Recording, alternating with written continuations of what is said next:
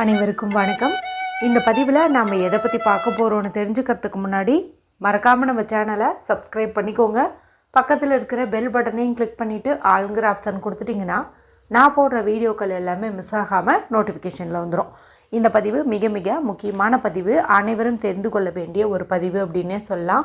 பணம் நம்ம வீட்டில் எப்போதுமே நிரம்பி வழியணும், கையில் எப்போதுமே காசு பணம் தங்கணும் அப்படின்னு நினச்சிங்கன்னா இந்த ஒரு பரிகாரத்தை எல்லாருமே செஞ்சு பலனடையுங்க.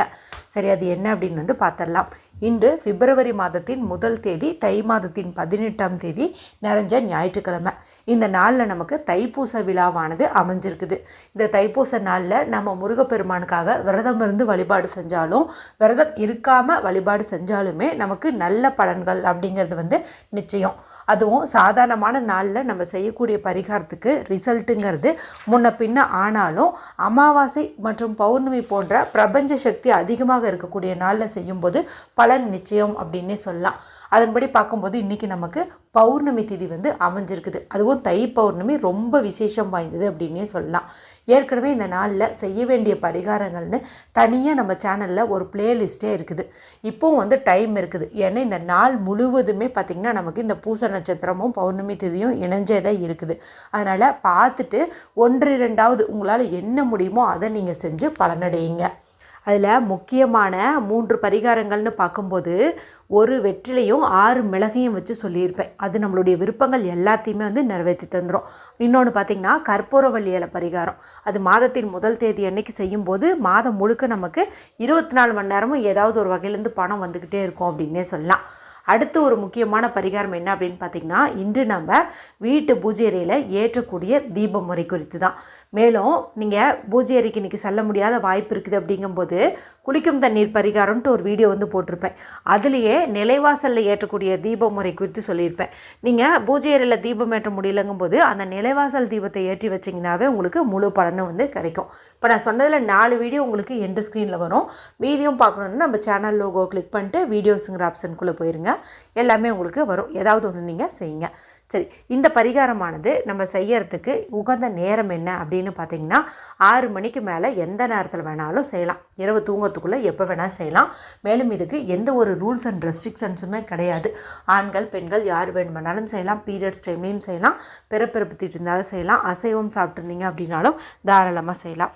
இதுக்கு தேவையானது அப்படின்னு பார்க்கும்போது ஒரு முக்கியமான தாந்திரிக பொருள் நமக்கு தேவைப்படுது. அது என்ன அப்படின்னு பார்த்திங்கன்னா பிரியாணி இலை தான். இந்த பிரியாணி இலை நம்ம நினச்ச காரியத்தையும் நடத்தி தந்துடும். அது மட்டும் இல்லாமல் அதிகப்படியான பணவரவையும் நமக்கு ஈர்த்து கொடுக்கும்.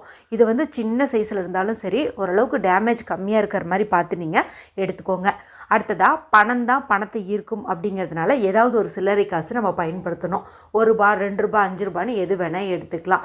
இன்றைக்கி பௌர்ணமி திதியாக இருக்கிறதுனால சந்திரனுக்குரிய எண் 2ங்கிறதுனால நீங்கள் ₹2 எடுத்துக்கிறதும் கூட சிறப்பு தான். அதனால் இதை எடுத்துக்கோங்க. தண்ணீரில் கழுவிட்டு அதன் பிறகு தொடச்சி எடுத்துக்கோங்க.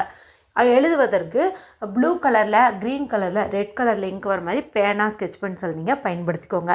இப்போ நான் சொன்ன இந்த 3 பொருளையும் எடுத்துகிட்டு வீட்டில் அமைதியான இடத்துல உட்காந்துக்கோங்க.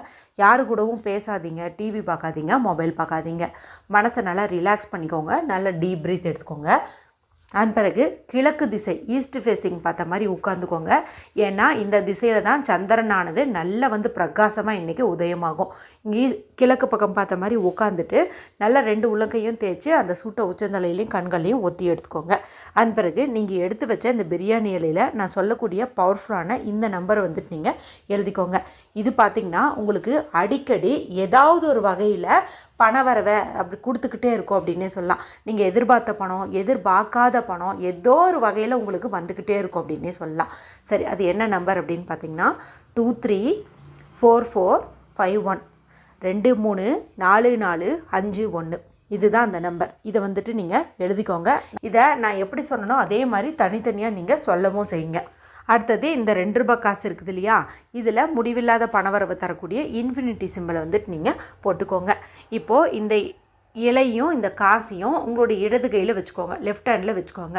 வலது கை கொண்டு மூடிக்கோங்க. இப்போ கண்களை மூடி உங்களுக்கு தெரிஞ்ச மணி அஃபர்மேஷன் எதுவாக இருந்தாலும் நீங்கள் சொல்லலாம். 4 திசைகள்லேருந்தும் நான் பணத்தை ஈர்க்கிறேன். தினந்தோறும் என்னை தேடி பணம் வந்து கொண்டே இருக்கின்றது. என் வீட்டில் தேவைக்கும் அதிகமாகவே பணம் சேர்ந்து கொண்டே இருக்கிறது. இந்த மாதிரி நீங்கள் சொல்லலாம். இப்போ உங்கள் வீட்டில் நிலா வெளிச்சம் நல்லா தெரிகிற இடம் இருந்துச்சுன்னா அங்கே கூட உட்காந்துட்டு நீங்கள் இதை செய்கிறதுங்கிறது இன்னும் உங்களுக்கு அதிகப்படியான பலனை வந்து கொடுக்கும்.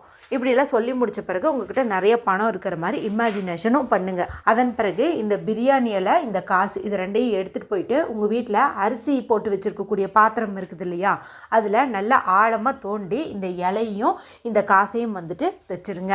ஏன் வந்து நம்ம அரிசிக்குள்ளே வைக்கிறோம் அப்படின்னு பார்த்தீங்கன்னா, சந்திர பகவானுக்குரிய திதியாக இந்த பௌர்ணமி திதியானது இருக்குது. அது மட்டும் இல்லாமல் சந்திரனுக்குரிய தானியம் அப்படின்னு பார்க்கும்போதும் அரிசியை வந்து சொல்லலாம். மேலும் இந்த அரிசிங்கிறது அன்னபூர்ணி தாயாரினுடைய பரிபூர்ண ஆசி பெற்றது அப்படின்னே வந்து சொல்லலாம். பௌர்ணமி திதியும் அதுவுமா முக்கியமான பணவரவுக்கான பரிகாரங்களை எல்லாம் நம்ம அரிசியை வச்சு செய்யும்போது நல்ல பலன் அப்படிங்கிறத நமக்கு கொடுக்கும்.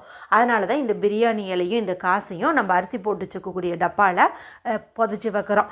இது வந்து அப்படியே இருக்கட்டும். இதை நீங்கள் மாற்றணும் அப்படிங்கிற அவசியமே கிடையாது. தேவைப்பட்டால் அடுத்த பௌர்ணமி அன்னைக்கு இந்த பழைய பிரியாணி இலையை எடுத்து விளக்குலையோ மெழுகுவத்திலையோ காட்டி எரித்து அந்த சாம்பலை நீங்கள் வெளியில் ஊதி விட்டுடலாம். திரும்பவும் அந்த 2 ரூபாய் காசை பயன்படுத்தி அடுத்த மாதமும் பௌர்ணமி பரிகாரத்தை நீங்கள் இதே மாதிரி வந்து செய்யலாம். இதில் நமக்கு ஒரே கல்ல 2 மாங்கான்னு சொல்கிற மாதிரி பணவரவுக்கும் எந்த பஞ்சமும் ஏற்படாது. அதே போல் பார்த்திங்கன்னா தானியத்துக்கும் அதாவது உணவுப் பொருளுக்கும் பார்த்திங்கன்னா எந்த ஒரு பற்றாக்குறையும் வந்து ஏற்படாது. அதுவும் மாதத்தின் முதல் நாளே நம்ம அரிசியில் இது மாதிரி மறுத்து வைப்பதன் மூலமாக மாதம் முழுக்க நான் முன்பே சொன்ன மாதிரி எதிர்பாராத பணவரவு அப்படிங்கிறது உங்களுக்கு ஏற்படும். எல்லாருமே நம்பிக்கையோடு செஞ்சு பலனடையுங்க. வீடியோ பிடிச்சிதான் மற்றவங்களோடையும் ஷேர் பண்ணுங்கள், லைக் பண்ணுங்கள். மற்றும் ஒரு பயனுள்ள பதிவில் உங்களை சந்திக்கிறேன். நன்றி, வணக்கம்.